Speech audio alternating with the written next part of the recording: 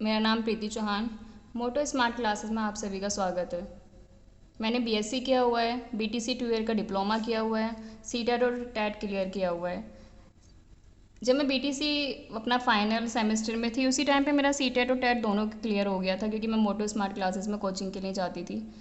बाद में जब मेरा सीटेट और टेट क्लियर हो गया था तो फिर मैं वहाँ अपना कोचिंग देने लगी थी। टीचर्स ने सजेस्ट किया कि चलो ऑनलाइन क्लासेस दी जाएँ, तो बस वही आपके साथ थोड़ा शेयर करते हुए। सी टेट और टेट, अदर स्टेट जो टेट होते हैं उसमें और सी टेट में डिफरेंस होता है, क्योंकि जो सी टेट होता है उसमें हमारी जो मेन होती है वो होती है हमारी पैडागोजी। बाकी जो स्टेट टेस्ट जो स्टेट में जो आपका टेट होते हैं उसमें आपकी जो पैडागोजी होती है वो सिर्फ 30 मार्क्स की होती है। जैसे सी टेट है, सी टेट में आपके 5 सब्जेक्ट होते हैं, जैसे हमारा हुआ child pedagogy, Hindi, English, Urdu और संस्कृत। ये जो होते हैं ऑप्शनल होते हैं, या तो आप इंग्लिश ले लीजिए, उर्दू ले लीजिए, संस्कृत ले लीजिए सेकंड लैंग्वेज में। फर्स्ट में तो आपका हिंदी होना ही होना है। फिर मैथ हो गया, एनवायरनमेंट साइंस हो गया। चाइल्ड पैडागोजी में आपकी 30 मार्क्स की चाइल्ड पैडागोजी आती है। हिंदी जो आती है आपकी 30 क्वेश्चन आते हैं, लेकिन जिसमें 15 क्वेश्चन चाइल्ड पैडागोजी के होते हैं और 15 क्वेश्चन अदर होते हैं, मतलब लैंग्वेज के होते हैं, जैसे ग्रामर के आ गए, आपके लिटरेचर के आ गए।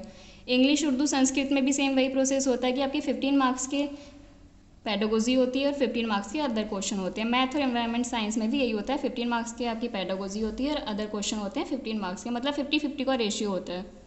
जो टोटल क्वेश्चंस होते हैं हमारे 150 होते हैं, जिसमें से हमारे 90 क्वेश्चंस पैडागोजी के आते हैं और अदर जो होते हैं वो 60 क्वेश्चंस होते हैं। और टाइम हमारा सेम ही होता है, जैसे कि हमारे क्वेश्चंस 150 हैं तो हमारा टाइम भी हमें 150 मिनट मिलता है। इसमें पूरा जो है 150 क्वेश्चंस होते हैं। इसको क्वालिफाई करने के लिए आपको मिनिमम जो चाहिए होता है पासिंग मार्क्स, वो जनरल के लिए आपको 60% चाहिए होता है, मतलब आपके 90 मार्क्स। और ओबीसी, एससी, एसटी के लिए आपको 55%, मतलब 82 मार्क्स के समथिंग चाहिए होता है। वहीं आपका जो टैट आता है, स्टेट टैट, जो आपके यूपी हुआ, उत्तराखंड हुआ, अलग स्टेट हुआ। जैसे मैं अपने यूपी से बिलोंग करती हूँ तो मैंने यूपी टैट दे रखा है, तो उसमें ज़्यादा कोई डिफरेंस नहीं होता है, थोड़ा बहुत डिफरेंस होता है स्टेट वाले में, लेकिन सी टैट से अलग होता है। जैसे इसमें पहले 30 मार्क्स की आपकी चाइल्ड पैडागोजी आती है, आपका हिंदी का जो 30 मार्क्स का आता है, इसमें भी आपके ऑप्शनल 3 को आते हैं, आपका इंग्लिश, संस्कृत, उर्दू जो सेकंड लैंग्वेज होती है, तो आपको कोई एक फिल करनी होती है, तो ये भी 30 मार्क्स की आती है। आपका जो मैथ्स होता है वो भी आपका 30 मार्क्स का होता है। आपकी एनवायरनमेंट साइंस जो होती है 30 मार्क्स की होती है। एनवायरनमेंट साइंस में क्या होता है, इसमें आपका पॉलिटी से क्वेश्चन पूछ लिए आते हैं, ज्योग्राफी से क्वेश्चन पूछ लिए आते हैं, आपका हिस्ट्री से क्वेश्चन पूछ लिए आते हैं, और कभी कभी करंट के भी 1-2 क्वेश्चन पूछ लिए आते हैं। ओवरऑल ये थोड़ा जीएस की तरह ही होता है।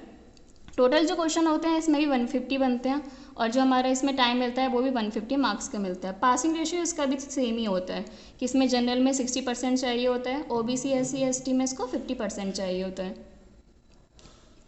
दोनों में डिफरेंस क्या है, सी टेट जो और टेट, सी टेट में हमारा क्या होता है, पैडागोजी बहुत मेन होती है, क्योंकि इसमें 90 मार्क्स की पैडागोजी आती है।